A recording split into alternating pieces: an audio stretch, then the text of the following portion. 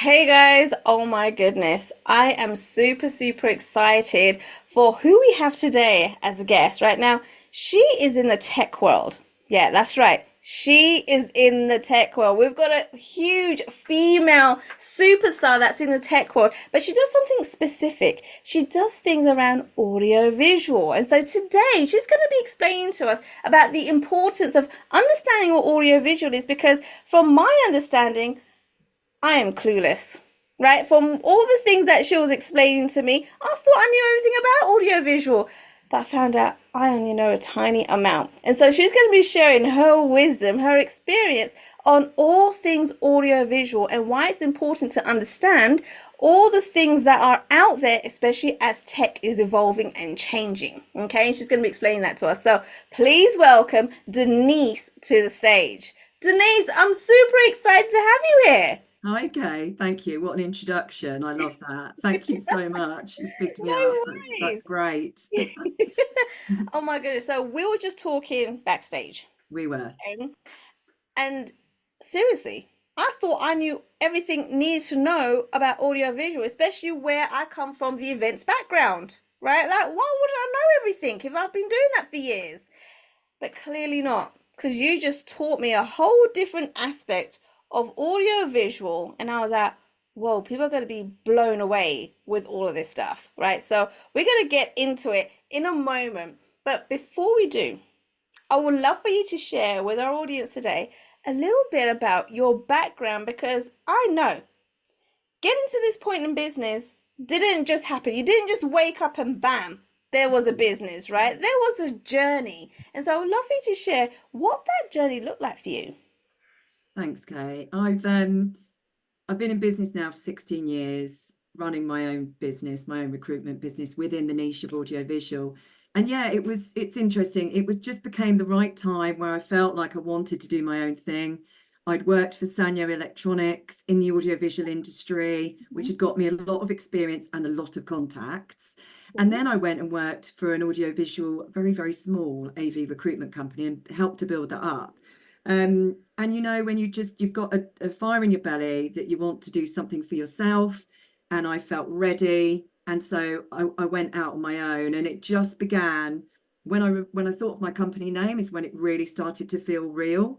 I saved up. I made sure I could cover my finances for a number of months so that I could get going. I took some advice from Business Link, as they were called at the time, some free mentoring.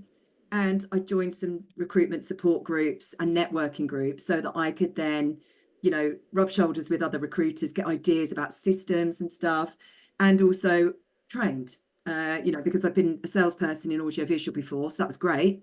But I needed to know how to recruit properly. And that's what happened 16 years ago, wrote a business plan and then followed it.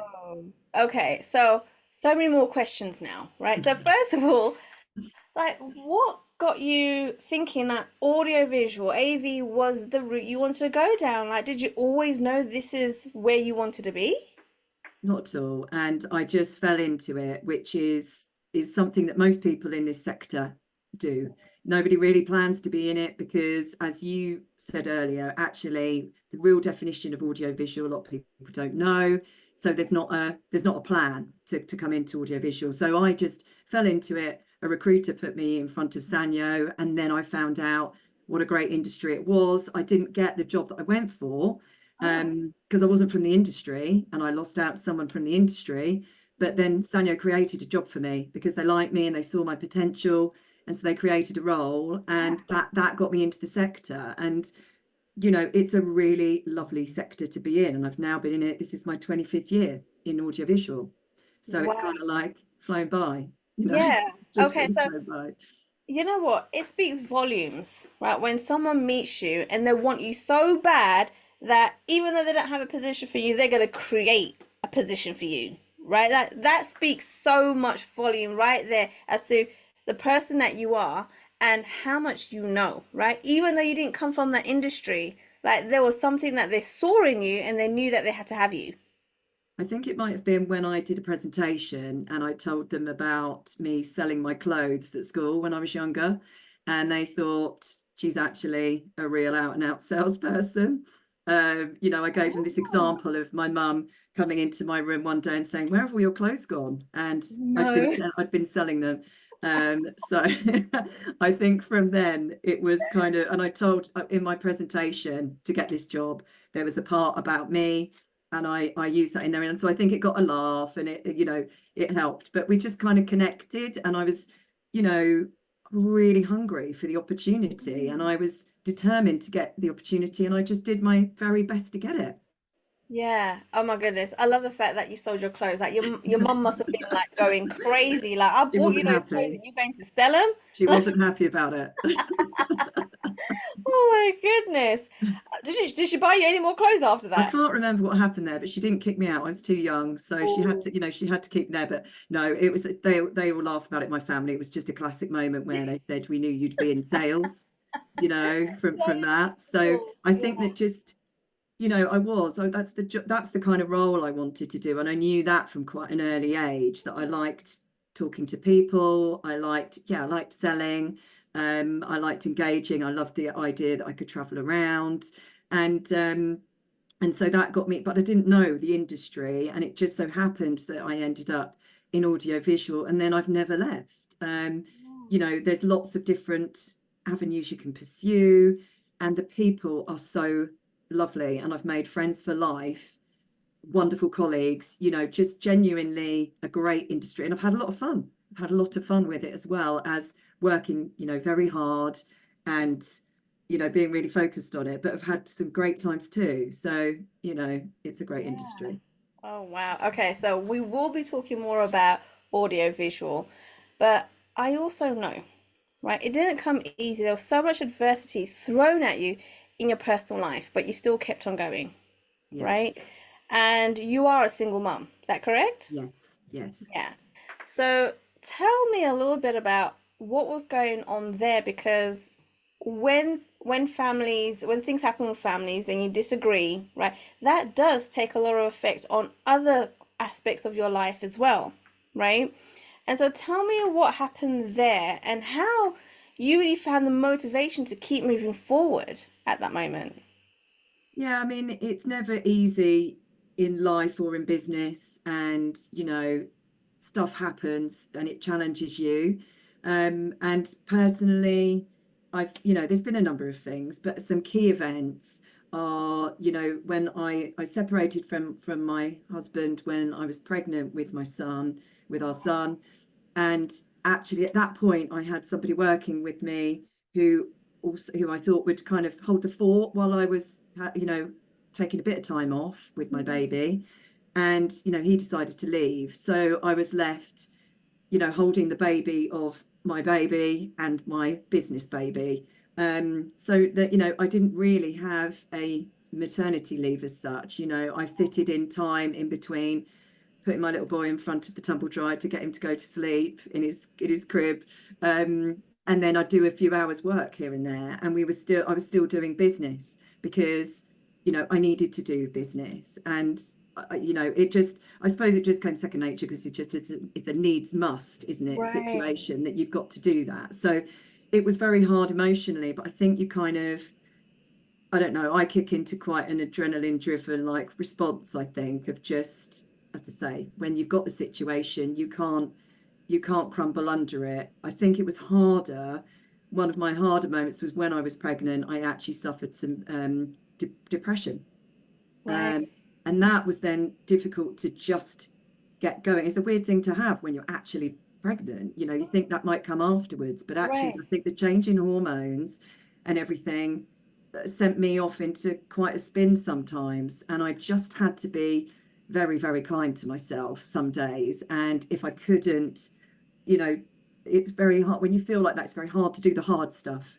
So what I would choose to do if I wasn't feeling, like approaching difficult conversations or hard things that maybe put me out of my comfort zone, I would, just try and keep going bit by bit and do some of the more straightforward things, like maybe have an admin day, and okay. leave some of the tough bits to when I felt a bit better. And fortunately, it all passed afterwards. But Ooh, it was a roller coaster time when you have then a responsibility for a business. But it's always been a bit of my sanctuary in a way, my business. It's been a Okay. constant, and it's given me so many life options and choices. Being a parent, actually, you can then, it's hard work. It's not like you're finishing early all the time, but I can be flexible. I can Right. go Yeah. and see Edward doing a sports day, and then I can come back and I can work on a little bit later or something. So yeah, there's definitely been adversity. Another time was when I thought the business was going under, in fact, twice when it became very challenging, which was once during 2008 when we had the big recession. Right. Yes. Um, Mm. I was worried then, and we had no vacancies in the industry. Literally, I'd go to a trade show, the biggest trade show that we have, and no one was hiring. Wow. And it was a really scary time, but I just, you know, kept my customers close, kept my candidates close, and found the odd opportunity that then just carried it through.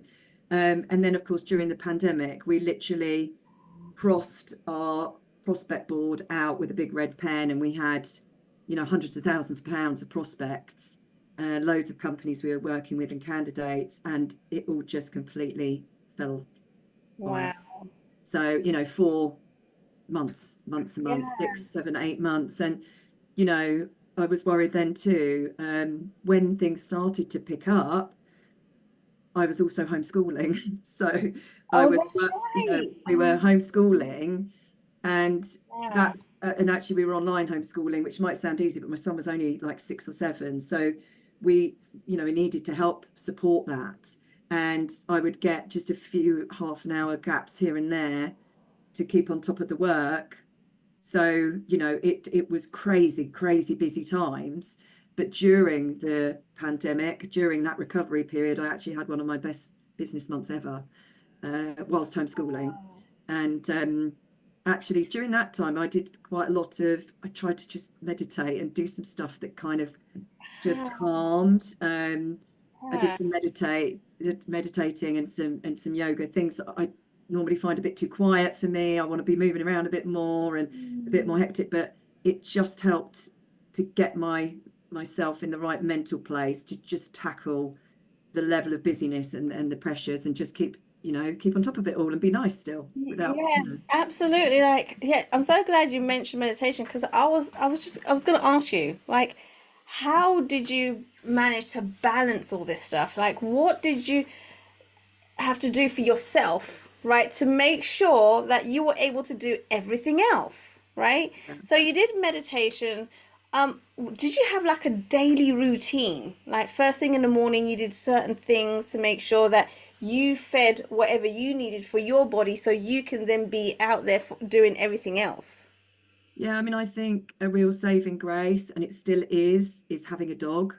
Um, Really? Yeah, like, well, because, Oh, one of the first things I would do in a day now in the pandemic, anytime, and actually, I've had a dog, this is my second dog during this sort of 16-year period, wow. is walk and get outside. And I don't think for me there's any better reset than being outside walking by the river, in the woods, somewhere outside, whether I'm listening to a motivational podcast or a book on Audible, or in fact nothing and just being. I honestly find that is complete de-stressor and head clearer for me, or a run, or some kind of physical activity just gets the endorphins going and is very head clearing. So I think, you know, drinking water, eating well, all those things. But for me, just being outside, and especially, in the pandemic, you needed to be outside because Yes. you could be inside a lot. Um, but generally speaking, that's what I do. One of my first things I do in the day is go out with the dog, and I love it.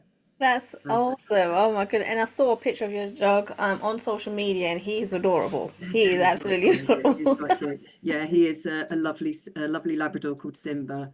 He is a sweet Yes. boy. Yeah. Oh my goodness. I love it. Okay, so guys, we need to go get a pet dog, right? To make sure that we're taking our walks and we're actually doing it every single day, right? So that's it. That will kind of help you with all of that stuff. Oh my goodness, I love it. And so you've already mentioned to me twice in business, you've had to pivot, basically, right? And so you are very good, I guess, at having to change directions in your business, right, to keep going. Otherwise, you wouldn't be here right now, right? You've had to do that. You've done it successfully, whether you wanted to or not. It was just a climate of what we were dealing with at that time, right? And so when you realize both of those occasions that you had to do something different, right? What was going through your mind? Was it something like, oh my goodness, like here we go again, I've got to change everything that I knew that I'm used to? Or was it the case of, do you know what, let's just get on with it? Yeah, the last time it happened, I did think, am I going to actually have to get a job? And that was a bit of a that was the pandemic. I really, really questioned whether we there was going to be a recovery and how soon it was going to come, and would I need to go and get a job? But weirdly, almost as soon as I'd had that thought, you know, things started to change. And I think perhaps I had to reach that rock bottom thinking in order Wow. to come back up. And I think it's just about looking at, yeah, how you can get back. You need a bit of, you need a bit of wind in the right direction. Obviously, when something like that happens, it's a bit out of my singular control. But, we've just what I did through the pandemic was keep in touch, even though no one was hiring. There wasn't a reason to talk to our clients or our candidates. We just kept in touch. And therefore, and we did lots of video interviews as well. So we would put out videos on social media. I might be walking the dog and I would have my phone and put a video out just to check in with people and just say, look, we're still here. There's not a lot happening at the moment, but, put my face out there, which, was hard during those times as well. And, just keep connected. So I think when the recovery then started to happen, we were still there and we were still familiar to people. And, we'd been out on social media still talking and still present. And it was then easy to kind of get back into the momentum again. So, but yeah, I think you just have to not give up, really. Right. If there's a glimmer of hope, find the way around things. And as you say, maybe change some stuff because the world has changed. So what do Right. you need to change to go with that? Wow, okay, I love this. And the fact that you have your son Edward, right? Thanks, And he's Reggie. Yeah, seen the kind of evolution you've had, yeah. right? As a little kid. And is that, how old is he now? So he's 9. He's 9 years old. Okay, so the Yeah, last 9 years he's seen mum do all of this, yeah. right? Has he ever come up to you and says, Mum, why are you doing this? Or, do you know what? This is really cool. I want to start my own business. Has he started asking any of those types of questions? He sometimes says he'll come and help and he'll get on the phones and he'll help me out if I'm busy, and he offers to help if things are really busy and I have to say, look, I'm really busy. Wow. I've got to get back on a call or whatever, and he'll be like, I can help, I can help. He's the truth is I don't know whether he will want to come and work in, recruitment if I'm doing it still by the time he comes into Right. work. But no, he's very, I don't know, he gets it, and doesn't know any different, but he Yeah. knows that it affords us some time, some flexibility, and the ability to do stuff. He's got a busy little life, so he does loads of, he'd do every sport going if he had half a chance. Wow. The main ones are rugby, football, and cricket. So it's very busy running him around and doing Yeah. all of that at weekends and in the week. So he knows, that I'm managing my time and that every little bit counts so that we can do all the things. And that's just kind of how it works. But, he has a good life and he's able to do all the sports and all the things he wants to do. Awesome. Yeah, I have seen on social media, right, that he is being at football matches. He loves football on there, Yeah. from what I've seen. Rugby is his Is favorite. it? He Wow. loves sport. Yeah. Oh my goodness. And so I'm not a mother, right? And I'm not going to pretend I know what it's like to have to bring up a child, right? And to bring up the other child, your business. Yeah. And so I would love for you to explain to me, give me some tips, right? To prepare me for the future, right? As to how do you find balance with bringing up your son and bringing up a business? Like, what does that look like? Yeah, I mean, I was an older mother. So when I had Edward, I was 39. And so I had done a lot of stuff I gotta say, on my right, you say own. that you're an older mother, right, but you don't look very old. I gotta put it out there, right? Like you Oh, don't, thank you, right? Kay. So Thank you. whatever you've My done, new light. so whatever you've done, whatever the secret is, Oh, we all need to know about that too. oh, bless you, bless you. It's it was I'm not gonna lie, it was a shock because 39, I had just had all the freedoms to do all the things, and I Right. just traveled loads and went to the opening of an envelope if it was to do with my business, which was, it meant like I could build on my business really nicely because I went to all the networking events, traveled all the places and did all the things and knew all the people. And then of course when Edward arrived, it just changed so much because my wings were clipped. So I am lucky. I've got very supportive parents, so they have mucked in, but I just had to make changes in Mm, my expectations and the reality. And the first one was you just got to get some really good childcare, and it just depends what level of childcare you want as to what you want to do and what the demands of your job are. I went gradually into it. Edward was in childcare for a little bit, just a few hours, a few times a week from when he was about 5 months. Some wow. people don't do childcare, may do sooner or may do later.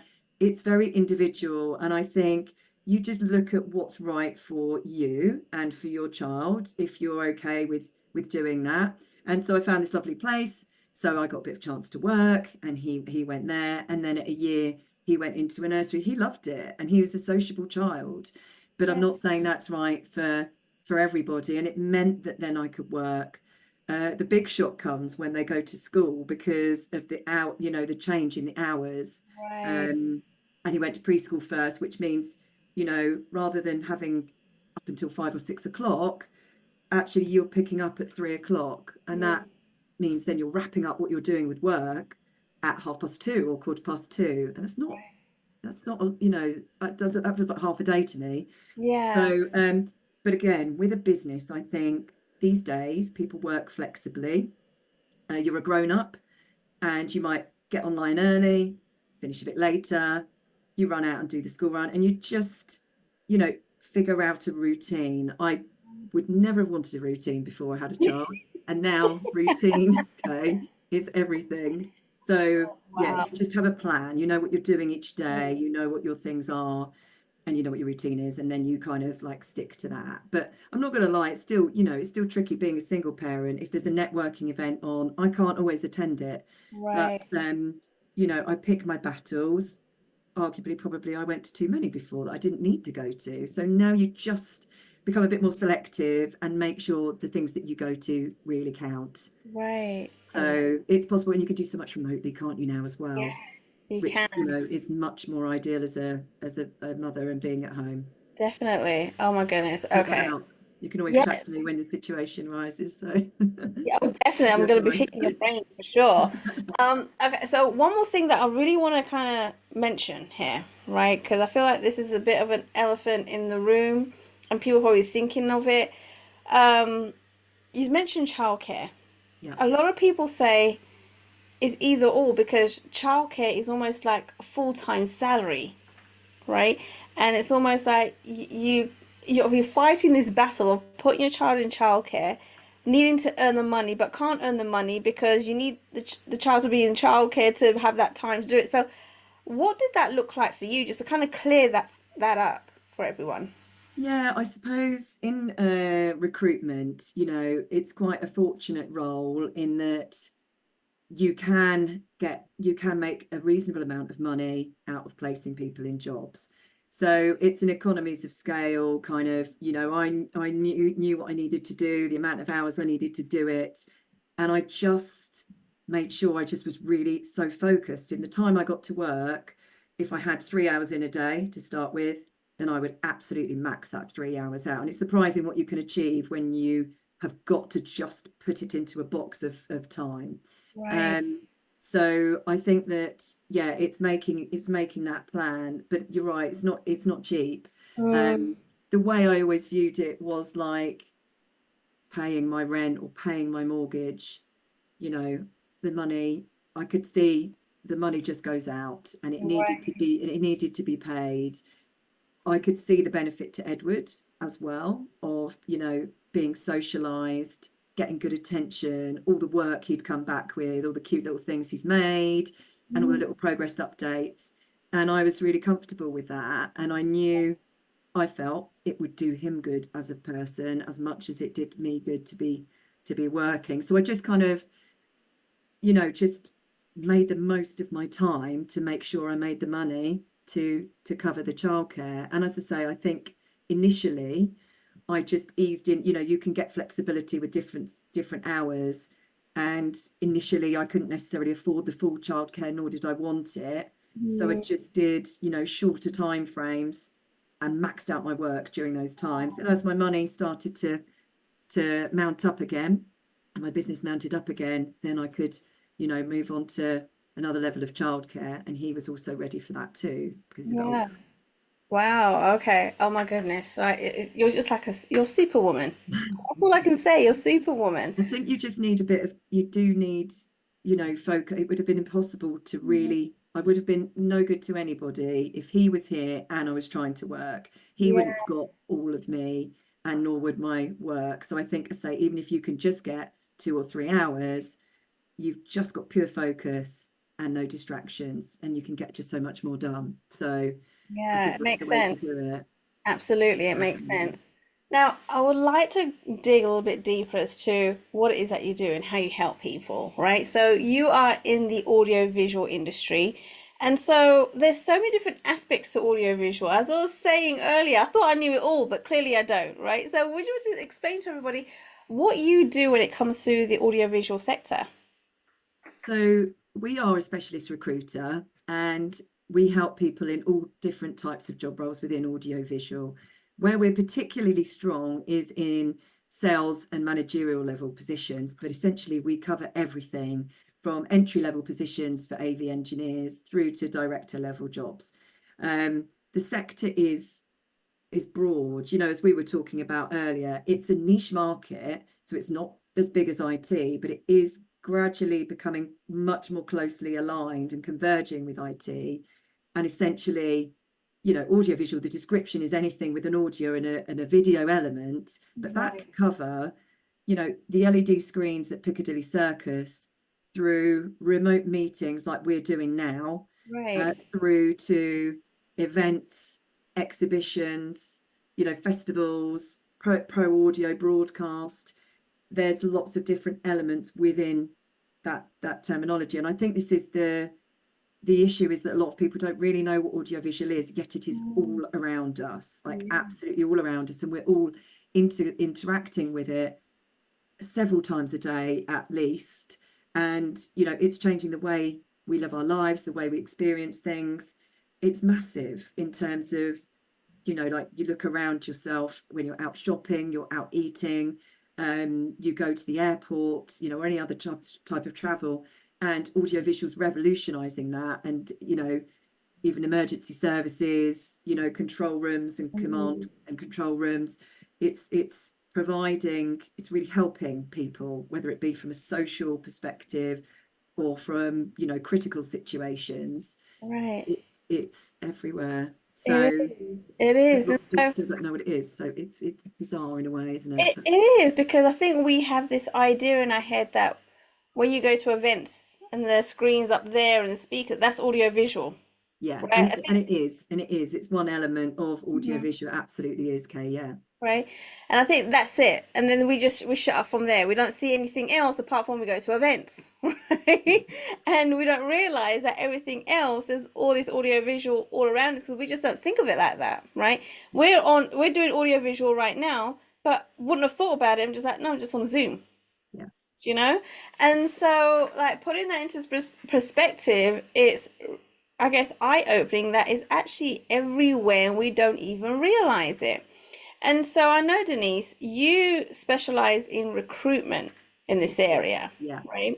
And I know there's a lot of people that do recruit agencies and AV companies and all those kinds of things. And I think people don't realize First of all, what questions to ask to know if they are the right agency to go with, or what they need to know about AV to ensure that what they're looking for, what result they want, is actually going to happen.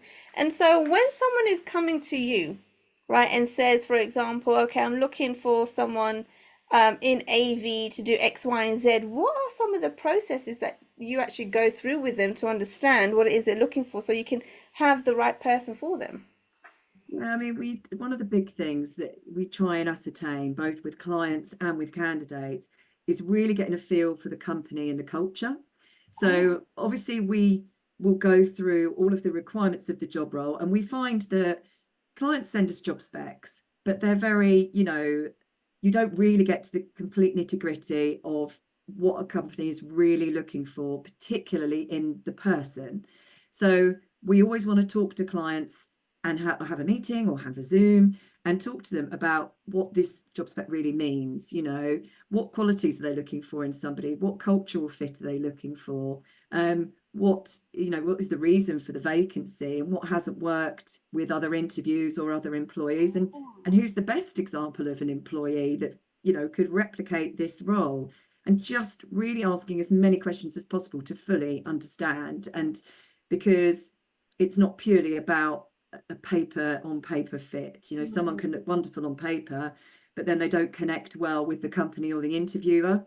So, it's just asking plenty of questions to really fully understand what is required. And of course, there are soft skills, hard skills that we need to know all about. And then we're really literally looking at matching those up by, yes, first of all, looking at someone's CV or application, but by then talking to them about the opportunity.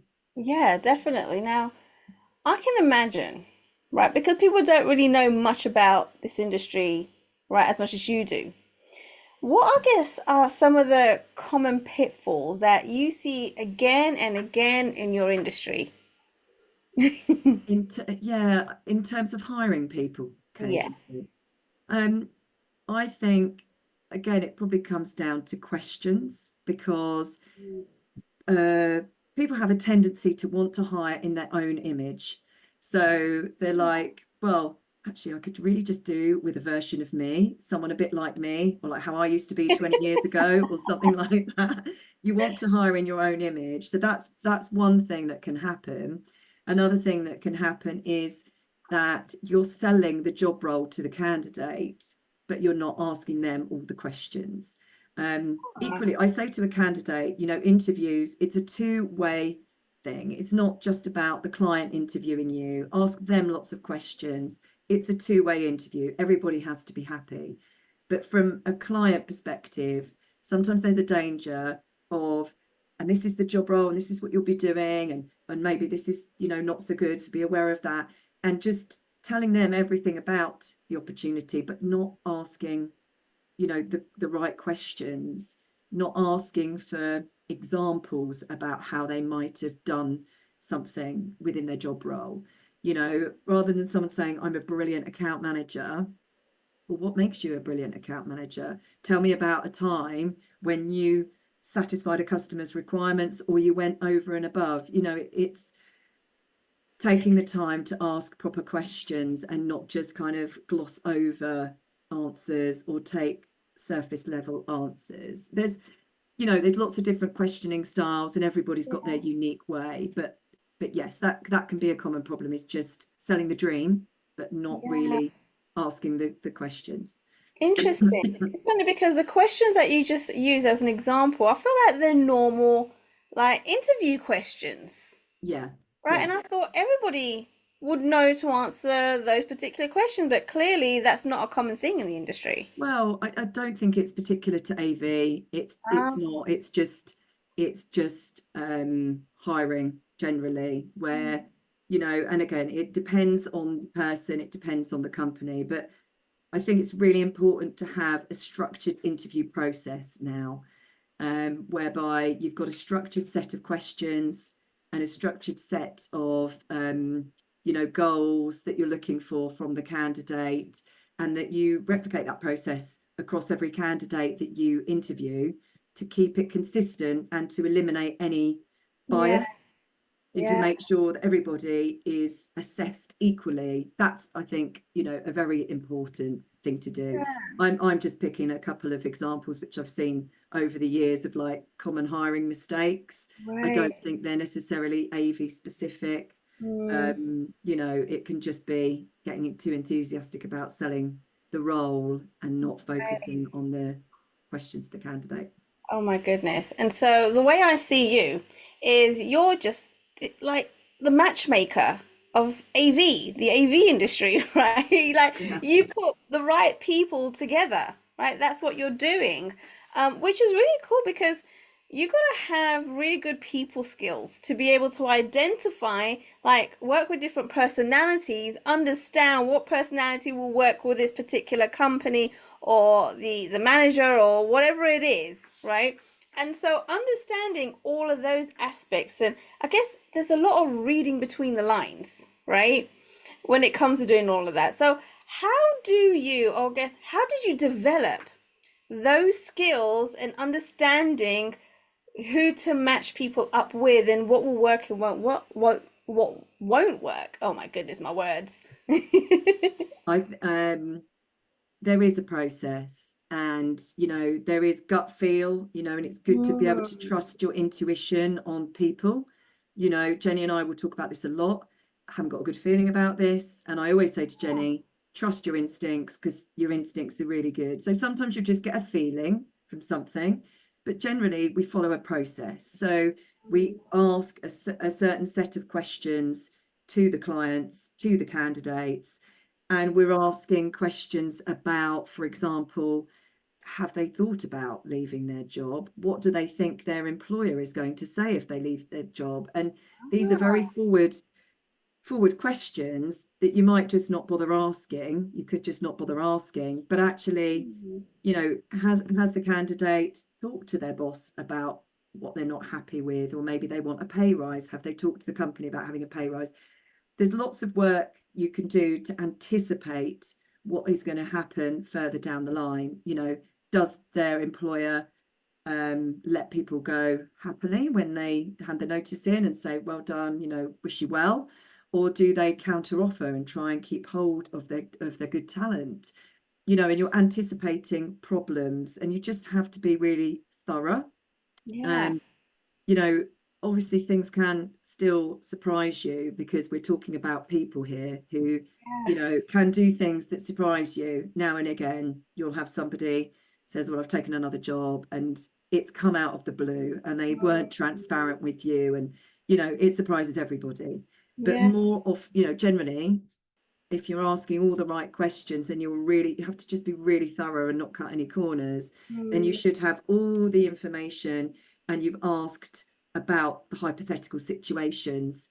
So you're anticipating problems. I mean, for example, if somebody is purely moving for their motivation is money, that's something you've got to be quite, careful around, because if yeah. their only motivation to move is money, if they get offered more money by their current employer, would they stay? So it's just Yeah. anticipating these types of questions, and knowing, we have to know our clients, like what they're like, what kind of people they want to Mm, hire, what their business is like, different cultures in the audiovisual industry.